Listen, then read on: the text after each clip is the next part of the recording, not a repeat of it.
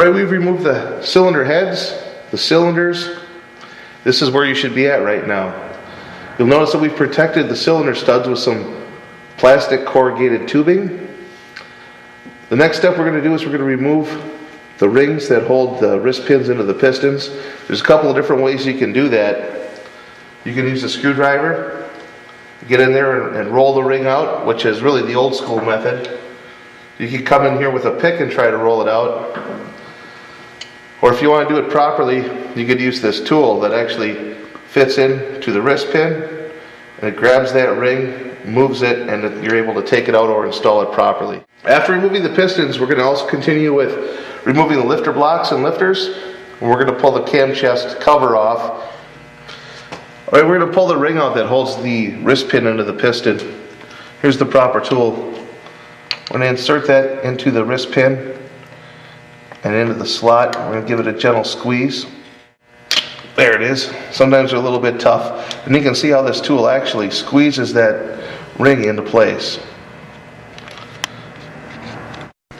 Okay, now it's time for us to slide the wrist pin out of the piston. Sometimes they're a little bit tough. Sometimes you can move them from the rear with your thumb. Sometimes I like to use a 3/8 inch extension and very carefully get it started to move.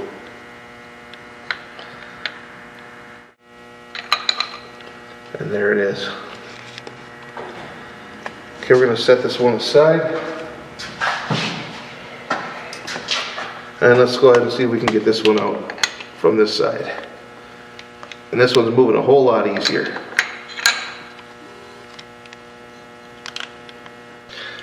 Okay, we've got this tappet cover already loosened up. The bolts are just about ready to come out. Let's take it off and see what's underneath there.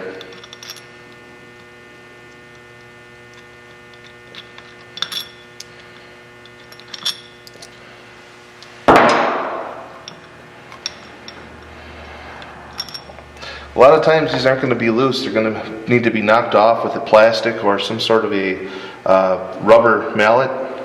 This one here happens to be loosened already.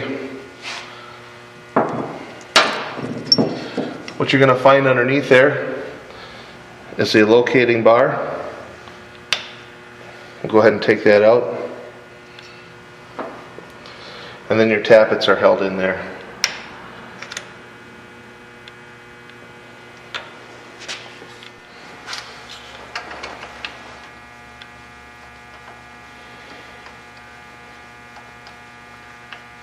Okay, so the last bolt.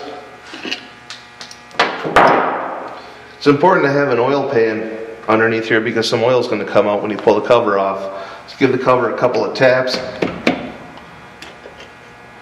and then it's ready to come off. If you take a look towards the bottom of the engine here, you can see the amount of oil wanting to come out.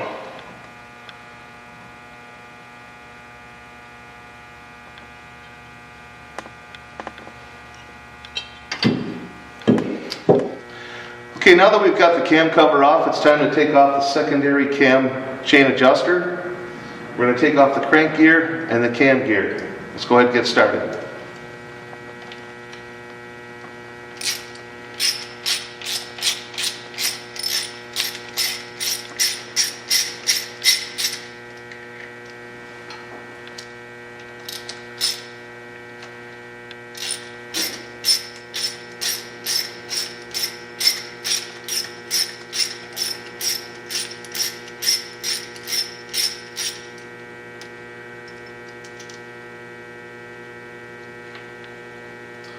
There's our secondary chain adjuster out of the way.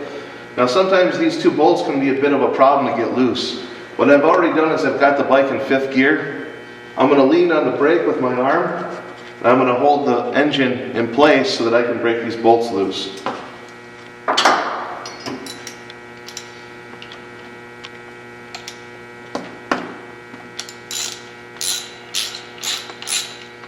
Okay, that one's ready to go.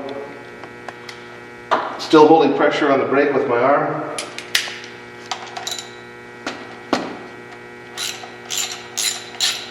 We got that one loose.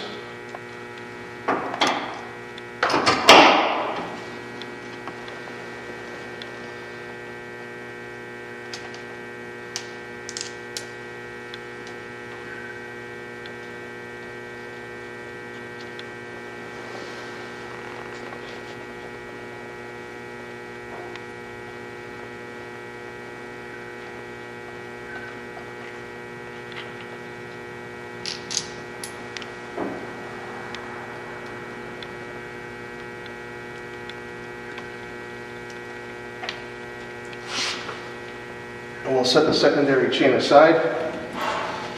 The next thing I'm going to need to do is I'm going to need to take some of the bolts off that hold it into the cam chest.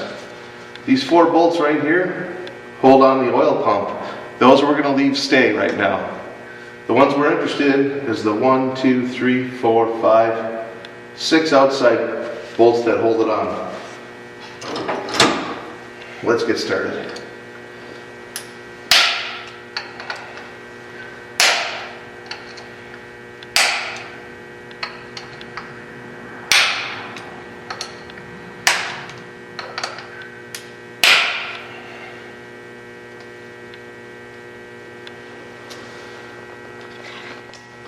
Okay, this is our last bolt for the cam support plate.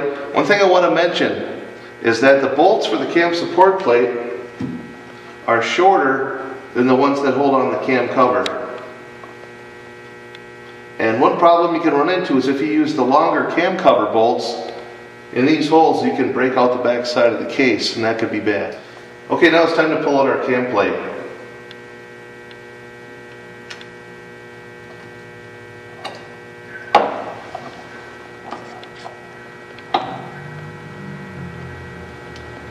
A little bit of oil is going to drip out, and there it is, comes out as an assembly.